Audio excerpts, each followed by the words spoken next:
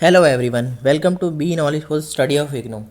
आज की इस वीडियो में हम क्वेश्चन नंबर 9 देखेंगे, जिसमें हमें संक्षिप्त में टिप्पणियां लिखनी हैं, जिसका पार्ट ए है विकास स्वतंत्रता के रूप में, डेवलपमेंट एज फ्रीडम, जिसका आंसर इस प्रकार है। नोबेल पुरस्कार विजेता अर्थशास्त्री अमर्त्य सेन द्वारा स्वतंत्रता के रूप में विकास की अवधारणा को लोकप्रिय बनाया गया था। भारत के संदर्भ में यह अवधारणा इस बात पर जोर देती है कि विकास को केवल आर्थिक विकास से नहीं जाना जाना चाहिए, बल्कि स्वतंत्रता और अधिकारों सहित मानव क्षमताओं के विस्तार से भी उसे मापा जाना चाहिए। भारत ने अपने नागरिकों के लिए स्वतंत्रता और अवसरों का विस्तार करने में महत्वपूर्ण प्रगति की है। उदाहरण के लिए सूचना का अधिकार अधिनियम 2005 में लागू किया गया था, जो नागरिकों को सार्वजनिक प्राधिकरणों द्वारा रखी जानकारी तक पहुंचने की इजाज़त देता है। इसने शासन में अधिक पारदर्शिता और जवाबदेही से सक्षम किया है। महात्मा गांधी राष्ट्रीय ग्रामीण रोजगार अधिनियम मनरेगा को 2005 में पेश किया गया था, जो भारत के प्रत्येक ग्रामीण परिवार को प्रति वर्ष 100 दिनों के रोजगार की गारंटी देता है। इसने न केवल कमज़ोर आबादी के लिए एक सुरक्षा जाल प्रदान किया, बल्कि टिकाऊ संपत्ति बनाकर ग्रामीण विकास में भी योगदान दिया। हाल ही के वर्षों में शिक्षा और स्वास्थ्य सेवा तक पहुंच बढ़ाने में भी प्रगति की है। शिक्षा का अधिकार अधिनियम 2009 में लागू किया गया था, जो 6 से 14 वर्ष की आयु के सभी बच्चों के लिए मुफ्त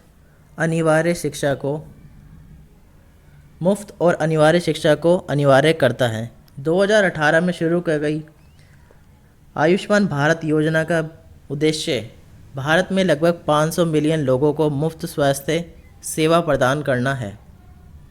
इसका निष्कर्ष इस प्रकार है कि स्वतंत्रता के रूप में विकास की अवधारणा ने समावेशी और सतत विकास प्राप्त करने में मानव क्षमताओं और स्वतंत्रता के महत्व पर बल देते हुए विकास के लिए भारत के दृष्टिकोण को आकार देने में एक महत्वपूर्ण भूमिका निभाई है।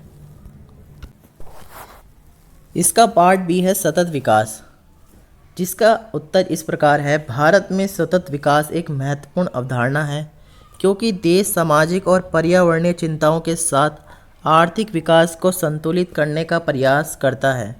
भारत में सतत विकास के पहलों के कुछ उदाहरण यहाँ हैं, जैसे कि पहला हमारा है जलवायु परिवर्तन पर राष्ट्रीय कार्य योजना। 2008 में भारत ने जलवायु परिवर्तन पर राष्ट्रीय कार्य योजना शुरू की, जिसका उद्देश्य सतत विकास को बढ़ावा देते हुए देश के ग्रीन हाउस गैस उत्सर्जन को कम करना था। योजना में 8 मिशन शामिल थे, जैसे सौर ऊर्जा और टिकाऊ विकास को बढ़ावा देना। दूसरा है हमारा स्वच्छ भारत अभियान। यह अभियान 2014 में भारत के शहरों और ग्रामीण क्षेत्रों की सड़कों और बुनियादी ढांचे को साफ करने के लिए शुरू किया गया था। यह सार्वजनिक स्वास्थ्य और पर्यावरण में सुधार के लिए स्थायी स्वच्छता प्रथाओं को बढ़ावा देता है, जैसे शौचालयों का निर्माण और खुले में शौच को कम करना। तीसरा है हमारा नवीकरणीय ऊर्जा। भारत ने सौर ऊर्जा और पवन ऊर्जा पर ध्यान देने के साथ 2030 तक 450 GW अक्षय ऊर्जा पैदा करने का लक्ष्य रखा है। देश के परिवहन से कार्बन उत्सर्जन को कम करने के लिए इलेक्ट्रिक वाहनों का उपयोग भी बढ़ावा दे रहा है। फोर्थ पॉइंट है हमारा सतत कृषि। भारत में स्थायी कृषि पद्धतियों का एक लंबा इतिहास रहा है, जैसे कि जैविक खेती और कृषि वानिकी। सरकार परंपरागत कृषि विकास योजना जैसे कार्यक्रमों के माध्यम से इन प्रथाओं को बढ़ावा दे रही है और जो ग्रामीण क्षेत्रों में जैविक खेती का समर्थन करती है।